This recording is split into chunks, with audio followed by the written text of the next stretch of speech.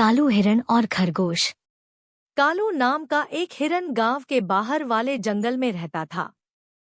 वह देखने में जितना काला कलूटा था, मन से उससे भी अधिक काला था। ऊपर से मीठी मीठी बातें करता था और उससे दोस्ती कर लेता था। दोस्ती करके वह उसके साथ साथ रहता था और शिकार के लिए भी साथ में जाते थे। उसको अपनी जाल में फंसाने की कोशिश करता था और जैसे ही मौका मिलते ही उन्हें चट कर देता। छोटे जानवर तो प्रायः चिकनी चुपड़ी बातों के जाल में फंस ही जाते थे और मौका पाके उन लोगों का शिकार कर लेता था और अपना पेट भरता था। उसी जंगल में मोटू और छोटू नाम के दो खरगोश भी रहते थे। वे दोनों काफी अच्छे मित्र थे। वे किसी को भी तकलीफ में नहीं देख सकते थे। एक दिन मोटू बीमार पड़ गया। वह उठने की हालत में भी नहीं था। छोटू ने उसकी बड़ी मदद की। वह ठीक हो गया। देखने में वे जितने छोटे थे, अक्ल में उतने ही अधिक बुद्धिमान। उन दोनों में दोस्ती भी खूब थी। दिन भर दोनों मिलकर उछल कूद मचाते और खेलते रहते। बातों ही बातों में कालू हिरण का जिक्र आ गया। उन्होंने सुना था कि कालू सबको अपनी जाल में फंसाता था और दोस्ती करके मार डालता था। छोटू ने कहा, यह कालू हिरण सब छोटे जानवर का शिकार करता है। सब उसकी मीठी मीठी बातों में आ जाते हैं। सच मोटू, इस कालू के बच्चे ने तो छोटे जानवरों का जीना हराम कर दिया है। वह रोज ही किसी न किसी को अपने जाल में फंसा ही लेता है। छोटू की बात सुनकर मोटू बोलने लगा, तुम्हारी बात तो ठीक है मोटू, पर अपने साथियों के बचाव के लिए हमें कुछ न कुछ तो करना ही चाहिए, ताकि हम हमारे दोस्तों को उस कालू हिरण के शिकार से बचा सके। लेकिन छोटू, हम भी क्या कर सकते हैं? पर मेरी समझ में यह नहीं आता कि उसे जानते हुए भी हम उसकी बातों में क्यों आ जाते हैं। क्यों उसके साथ दोस्ती का हाथ बढ़ाते हैं? उन लोगों को पता है कि कालू हिरण उनको मार डालेगा, फिर भी लोग समझते ही नहीं।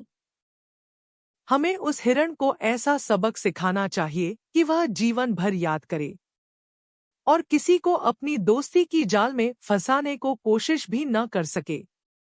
छोटू की बात पर मोटू कुछ सोचते हुए बोला, तुम कहते हो तो जरूर कुछ न कुछ करेंगे। इसके बाद दोनों मित्र छलांगे लगाते हुए चले गए। एक पेड़ के नीचे बैठे वे सुस्ता रहे थे। तभी कालू हिरण की आवाज उनके कानों में पड़ी। वह एक बिल्ली का शिकार करके आराम से लेटा हुआ था। तभी वहां से दोनों खरगोश का जाने का वही रास्ता था। लेकिन वह दोनों वहां से कैसे जाते? आखिर वहां तो कालू हिरण लेटा हुआ था। उस समय छोटू ने सोचा कि यदि वे भागने की कोशिश करें तो शायद कालू हिरण उन्हें दबोच ले और उन दोनों का शिकार कर लेगा। तभी छोटू को एक युक्ति सोची। छोटू ने मोटू से युक्ति कही। मोटू यह युक्ति सभी जानवर को बताने गया। छोटू बातें बनाते हुए बोला, अरे कालू दादा, आप यहाँ घूम रहे हो? वहाँ गुफा में विचित्र जीव एक गांव से लौट आया है। वह तुम्हारे से भी बलवान है।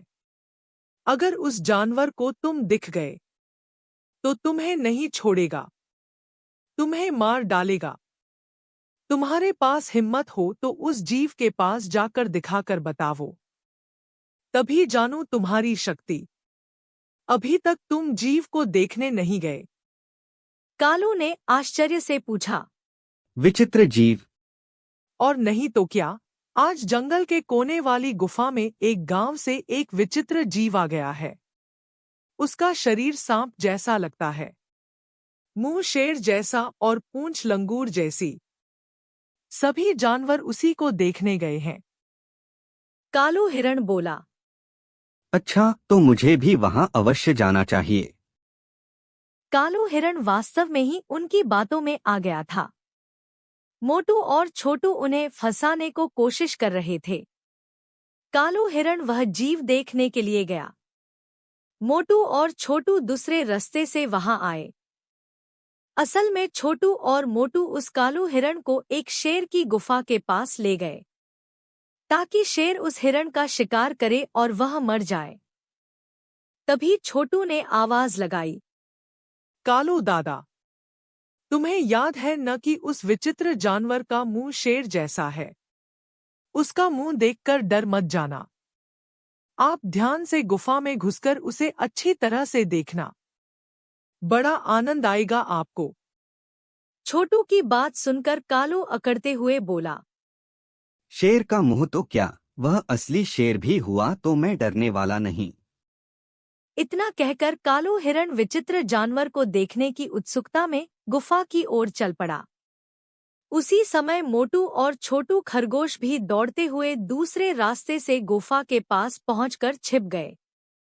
युक्ति के अनुसार काफी जानवर वहां पर खड़े हुए थे। थोड़ी देर बाद कालू हिरण गुफा के पास आया और इधर उधर झांककर गुफा के अंदर जाने लगा। सामने ही शेर का मुंह देखकर वह मन ही मन सोचने लगा कि वास्तव में ही वह विचित्र जानवर होगा। बिना किसी झिझक के वह अंदर जाने लगा। कुछ ही क्षणों बाद कालू हिरण गिरता पड़ता गुफा से बाहर की ओर दौड़ता आ रहा था। शेर ने उसके पंजों से उसका शिकार करा था, पर कालू हिरण बच के बाहर आ गया और वहां से भाग गया। बेचारे के शरीर पर कई जगह गहरे घाव हो गए थे। छोटू और मोटू उस कालू हिरण के पीछे गए। छोटू ने कालू हिरण को कहा, कहो कालू दादा, देख लिया विचित्र जानवर? छोटू ने पूछा तो मोटू भी बोल पड़ा, अब तक तो तुम बातों में फंसाकर छोटे जानवरों को मारते थे। आज तुम खुद भी बातों के जाल में फंस ही गए। दिन बीतते गए। अब कालू हिरण ठीक हो चुका था। हिरण ने इस सब को समझ लिया और अब वह लालच में नहीं रहता था। वह अपने साथी हिरणों के साथ संयम से खाना बांटता था और उनकी मदद करता था। इससे उसकी सच्ची खुशी बढ़ गई और उसे अपनी गरिमा का भी पता चला। इस कहानी से हमें यह सीखने को मिलता है कि लालच से हमेशा नुकसान होता है, जबकि संयम और साझेदारी से हमेशा सुख और संतोष मिलता है। ऐसी ही इंटरेस्टिंग कहानी के लिए हमारे चैनल को सब्सक्राइब करना ना भूलें।